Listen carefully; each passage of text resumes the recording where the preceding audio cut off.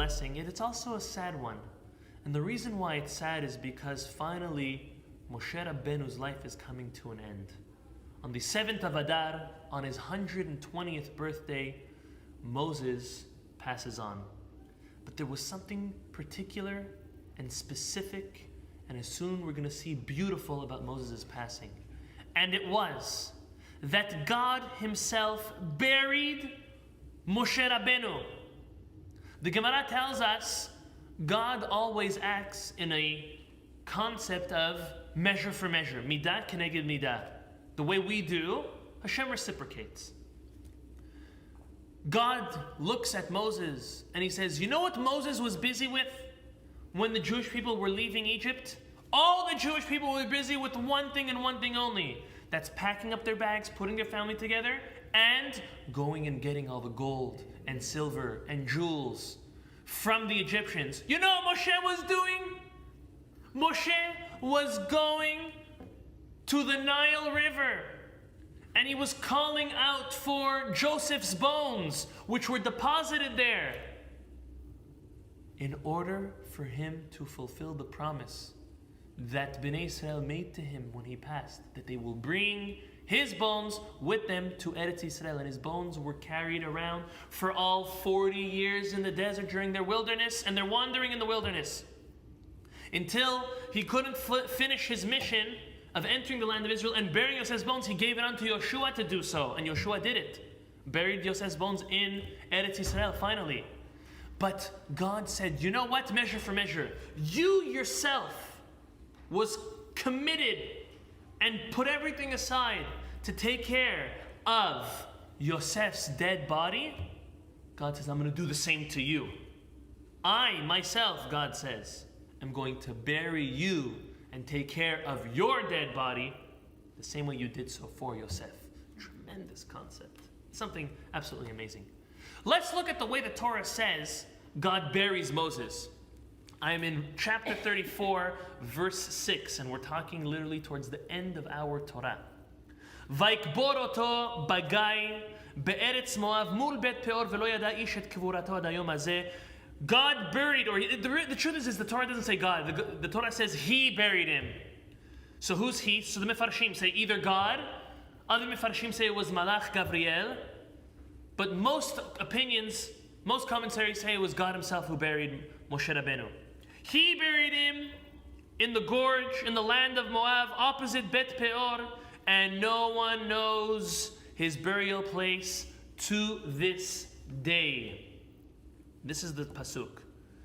So the Zera Shimshon asks, why did God have to bury Moses himself? So we gave one answer. We gave this concept of measure for measure. But the Zera Shimshon brings another reason. In my opinion, a deeper reason. The Talmud in Masechet Sanhedrin tells us two reasons why the human body, after the person passes away, is buried. Listen to this, two reasons. Reason number one is for the dignity of the dead person. Meaning, it's not something pleasant to see a body, especially of someone who you knew, decay and rot.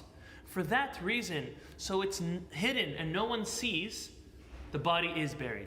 But the Talmud says another reason. Talmud says the reason why a body is buried in the ground actually is in order to serve as an atonement for the body. The very fact of the body being placed into the earth and the soul that used to occupy that body, watching that is something which causes a tremendous amount of embarrassment and pain, obviously spiritual pain, which serves as a tremendous atonement to that person. These are the two reasons. And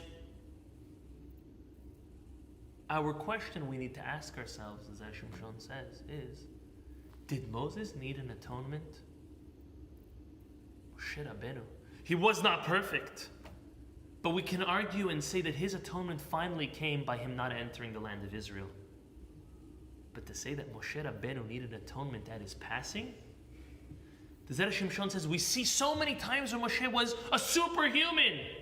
I quote, God says about Moshe Rabbeinu, he says in Numbers chapter 12, verse 7, Bechol beti ne'eman hu, that God says, in my entire house, he is trusted. God also refers to Moses as Ish HaElohim, the man of God, in Deuteronomy chapter 33, verse 1.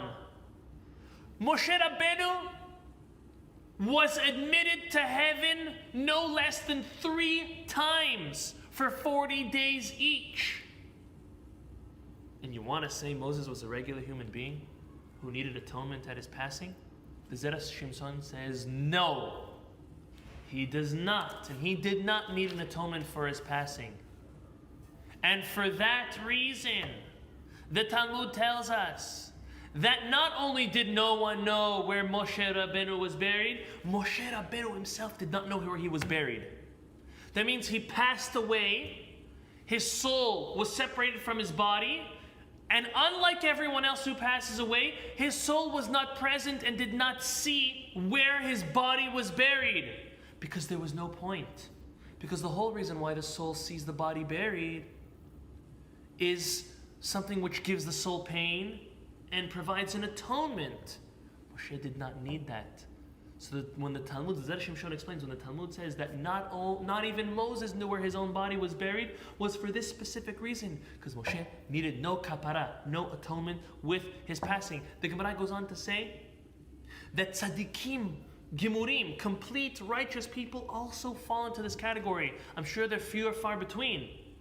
But Moshe Rabbeinu did not need to see his passing. And that's why God had to bury Moses. Because when God buries Moses, there's no embarrassment, there's no shame, there's only honor and greatness, and no need for an atonement. And that's why the Zera Shimshon says on a deeper level, deeper than midah keneged midah, deeper than measure for what he did for Yosef.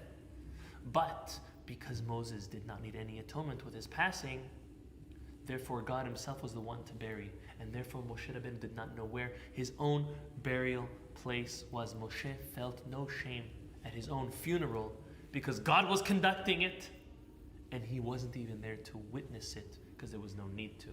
May we, B'ezrat Hashem, get to a level at 120 that we are at the level that we don't need atonement with our passing. The Rambam and many others explain, the Talmud also explains, that the very fact of passing away brings an atonement. And the whole process from the passing all the way till the moment the body's in the ground also serves an atonement. It's very painful for the dead body. And therefore we try to hasten it and rush the burial as quick as possible in a place and in a way of no mahloket, no fighting, because the only goal is to get the body in the ground. After the body's in the ground, then comes the Kaddish, and comes everything else that needs to be done. But that is the most important thing to do. So may HaKadosh Baruch Hu bless us all with long lives. May He bless us with lives of where we get to our final moments that we don't even need kapara, atonement, with the very fact of our burying.